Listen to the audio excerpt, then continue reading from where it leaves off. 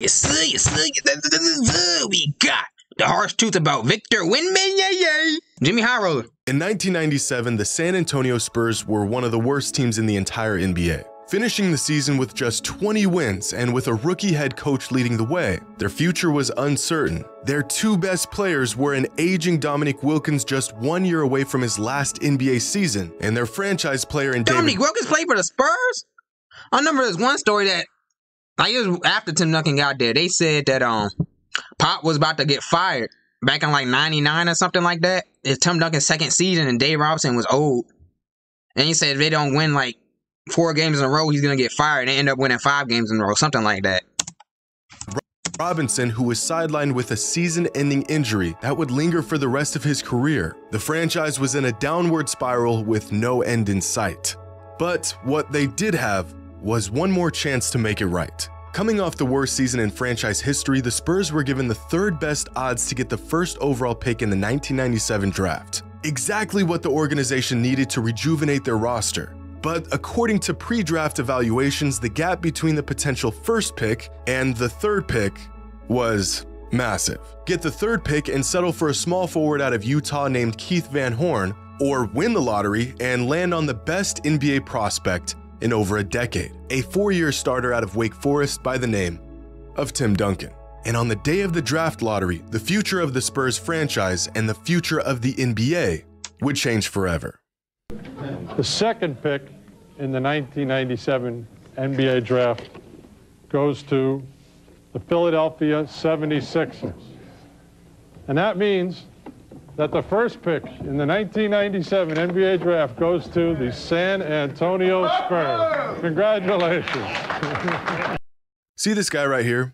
That's Spurs chairman Peter Holt. And in this moment, he was the happiest man on earth because he just won the 1st overall pick in the 97 NBA draft. Who he would pick was already a foregone conclusion. But not Peter or anyone else at the time knew that the Spurs just won the rights to one of the greatest players in the history of the game.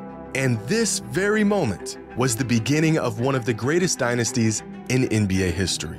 And now 26 years later, luck would have it that the Spurs have found themselves right in the middle of another historic night once again, because they now have the rights to the #1 overall pick in the 2023 NBA draft. And the prospect they plan on picking. Can't believe it. He's flabbergasted. This man, we actually got it. We actually got it. He thought you were going to leave like the number 4th pick. Overall pick in the 2023 NBA draft. And the prospect they plan on picking up is claimed to be bigger and better than anything we have ever seen. As we get closer to draft day, the hype surrounding Victor Wembanyama is growing by the minute. Experts and analysts claiming he's the greatest prospect in the history of the sport. Some even claiming he's the best prospect of any sport ever. The franchise that gets him believed to have hit the basketball jackpot that will set them up for 2 decades of success and championships.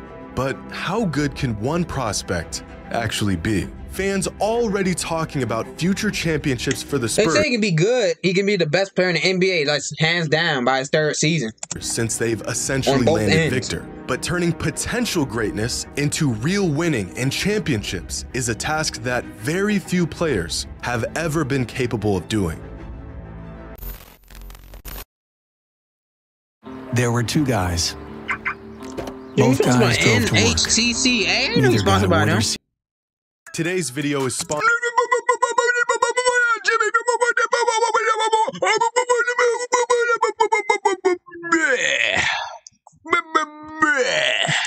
And get $150 in bonus bets instantly. Out of the last 25 #1 overall draft picks, how many do y'all think have won a finals in? Oh, I didn't know that. I didn't know you went #1 either. MVP? Maybe 4 or 5? How about 1? There has been one #1 overall pick in the last 25 seasons who has won a Finals MVP. But Finals MVPs are about the toughest. NBA? How about NBA MVP? He didn't win no MVP. He didn't win no MVP. He didn't win no MVP. He won MVP. He didn't win no MVP. Who else won an MVP? Oh, Derrick Rose. Duh. Yeah, he Bennett Wiggins. He didn't win no MVP. Thing to win in all of basketball. So Aiden was #1. Oh, yes, right. So what about regular season MVPs? How many of the last 25 first overall picks have won at least one of those? 2. LeBron James and Derrick Rose. Yep. That's it. But how about this? How many of the last 25 #1 overall picks do you think have won a championship? They could be a role. I'm guessing Yao Ming won a championship, right? Nope. I know he did. He came close. He won a championship with the Warriors. He didn't even see a championship. He didn't know what that is. Greg, nope. Derrick Rose, he should have had one. Blake Griffin, nope. John Wall, nope. Kyrie, yup. AD, yup. This man ain't even sniffed the playoffs. Yup, he's a champion. This dude don't even sniff. He can't even sniff the second round. He's not a champ. He's too scared. Markel, nope. He's not a champ. Aiden's not a champ. Zion's not a champ. He's not a champ. He can't even sniff the second round. Cade can't even sniff the playoffs. Paulo can't even sniff the playoffs. I named them all. Player for all I care. As long as they have a ring, it counts. But the answer is still just 6. Winning in the NBA. Dwight Howard has a ring? Oh, yeah, that's right with that's right with the Lakers. Very, very hard to do. But fans and experts are already putting this burden on a kid who hasn't even been drafted yet. But we've done this before. Unrealistic hype and Yup, they went up to LeBron James' face and said, if you're not a Hall of Famer, you're gonna be the biggest bust of all time. This is before he even got drafted. They came on to say you're gonna be the biggest of all time. You're not a Hall of Famer. Expectations met with inevitable he was 18 years old too. It feels like just yesterday, Zion Williamson was being regarded as the greatest basketball prospect of the decade. And yet here we are, 4 years later, and Zion has played in just 29 games over the last 2 seasons and has yet to play in a single playoff game. Why are you mad? Great player, but as of right now, far from the franchise-altering force he was hyped up to be. Here's another player who was said to be a generational prospect coming into the NBA. Nicknamed the Fresh Prince. Simo Savage, Young, what?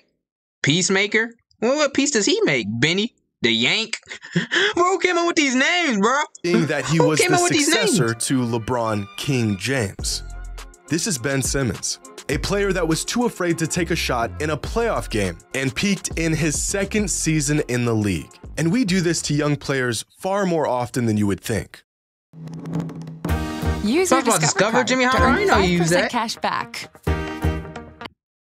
DeAndre Ayton is a solid NBA player. Yeah. Nowhere near a superstar, but he could be a key piece on a championship-winning team. Now, would you believe that just 3 months before he was drafted, he was labeled as a, quote, anomaly? What does that mean? In the moment, it always feels like the next guy up is going to be the guy. And then shortly shout out after, to Markel, man. Glad to see him hooping, man. He's hooping in Orlando. Hooping! Labeled as a, quote, anomaly. In the moment, it always feels like he got the Ben Simmons treatment first, but they traded him away to the Magic. Now he's hooping. Like the next guy up is going to be the guy. And then shortly after, we forget about the unwarranted comparisons and move on to the next guy. But to really understand how rare it is to draft a player who becomes an all-time great, stays healthy, and stays loyal to the franchise that drafted him, we have to look at the teams and players who actually did it. If we're talking about transcendent players who led the team that drafted them to multiple championships, then that list only includes 7 players who were drafted in the modern NBA. Over 3,000 players drafted since 1980, and 7 of them went on to be a loyal, franchise-altering talent. These players right here are icons, legends in their franchise and to the game, and they only come around about once in a decade. Now, if Victor is as good as advertised, he could be added to this list one day, but the path to get there is long and riddled with players who fell short. But in the NBA, even the stars, superstars, and once-in-a-generation talents struggle to win the ultimate prize. Luka Doncic has been a phenom since he entered the NBA, so far exceeding all pre-draft expectations. And yet 5 seasons into his NBA journey, and he has yet to see the finals, and even missed the playoffs in this last season. Kevin Durant is one of the greatest players to ever touch a basketball, but even he had to abandon the team that drafted him to join a juggernaut of a team to win a championship. James Harden, Russell Westbrook, Chris Paul, Damian Lillard, Joel Embiid. The list of all-time great players who have yet to win a title or find any real success in the playoffs is massive, which makes the expectations on Wembanyama all the more baffling. To think that a 19-year-old can come into a It's not struggling Russ' fault he don't have a ring. It's not Russ' fault he don't have a ring. Just putting that out franchise there. and turn Just putting everything that out around there. may not be realistic.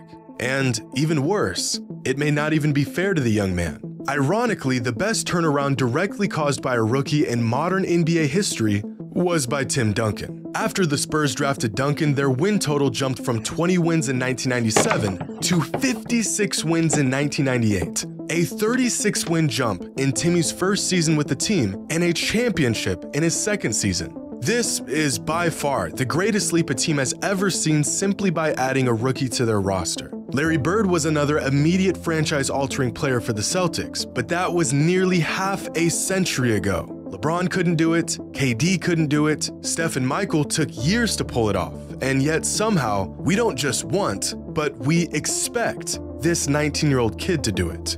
I really think some fans don't understand because you 7'5" and you can shoot the ball like Porzingis and run the floor like Giannis and defend the paint like Gobert, pressure that they are putting on Wembanyama. He could be great, amazing, injury-free, generational, and to expect this level of excellence out of him could still be far too much. Right out the gate. Now, what did he say? What did he say during the draft lottery? I want a ring instantly. I want a ring ASAP, so be ready.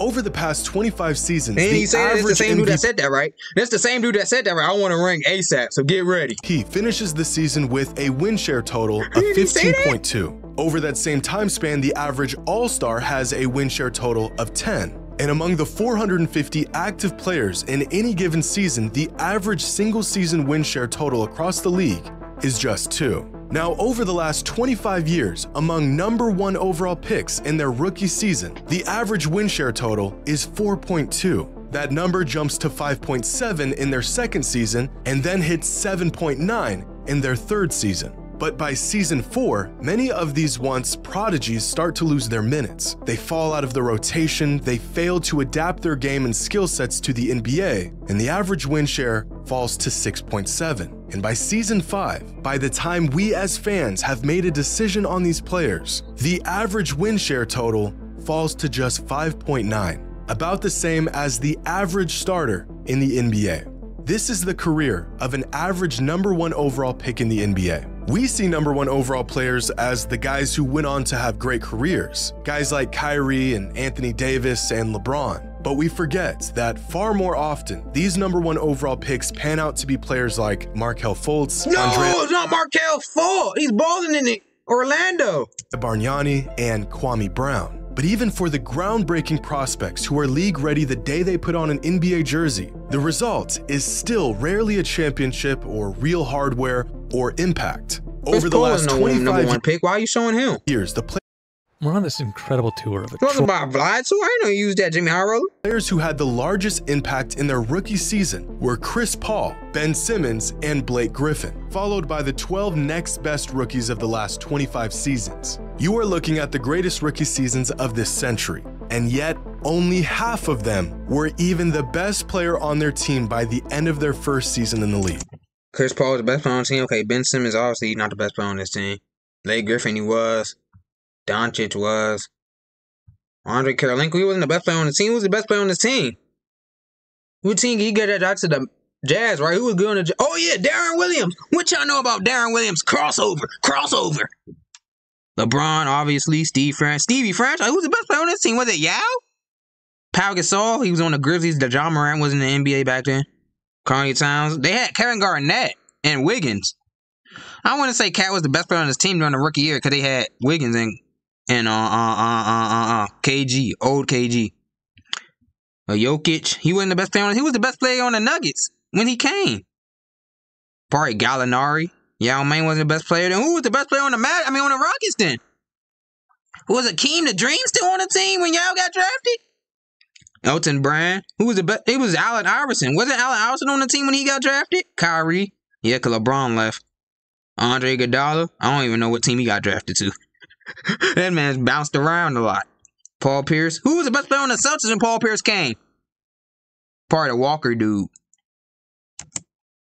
Heard he lost all his money. But I want y'all to take a guess at how many of these players even made the playoffs in their rookie season. I can name them. Ben Simmons. You. Probably him. Nope. Nope. Nope.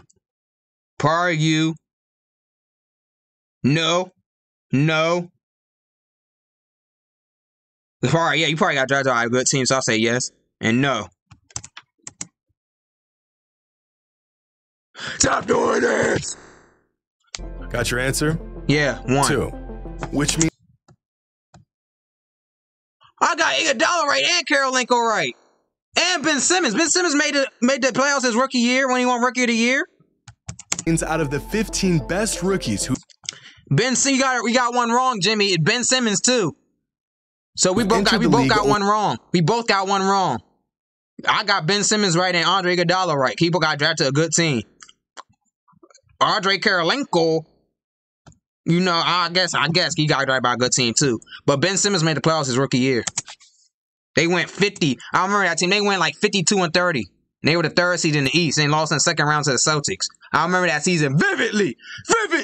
For the last 25 seasons, not a single one of them led their team to the playoffs. And among these same 15 rookie sensations, by their 3rd season in the league, only 4 of them managed to lead their team to the playoffs as the best player on the team. It is very hard to win in the NBA. But like some sort of gambling addict, us NBA fans like to count the wins while ignoring the losses. Somehow the countless misses we've had are outweighed by the 1 or 2 we got right. Is Victor Wembanyama the most hyped NBA prospect of all time? Well, I'm not sure. I guess in Paris it is, because he's not from the United States, so he's probably not the most hyped. LeBron's probably the most hyped because he's from the United States, so obviously, you know, all the hype is going to be here. But they are probably hyped as fuck out there in Paris. But we don't see it here because he's not from United States, from Paris. Experts that have been around a lot longer than I have would like to say so. But if my memory serves me right, I can recall a 17-year-old LeBron James drawing so much attention that he managed to have an Ohio high school basketball game featured on national television. Yeah, it was in the United States. It's for the United States. I'm talking about for Paris, France. They probably have like Victor's Wembanyama's games on national TV for Paris. For social media, the likes of LeBron James, Patrick Ewing, and Kareem Abdul-Jabbar were all household names before they even put on an NBA black jersey. And white? I don't know if Wembanyama is at that level of hype at the moment, but he's getting there.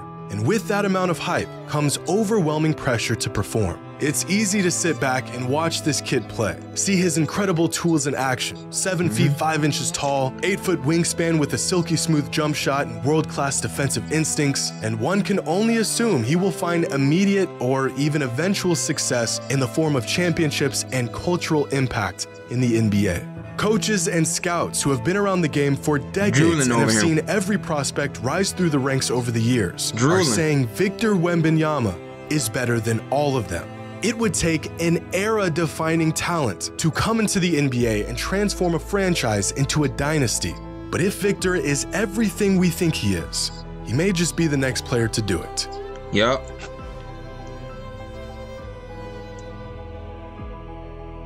They don't know what patience is.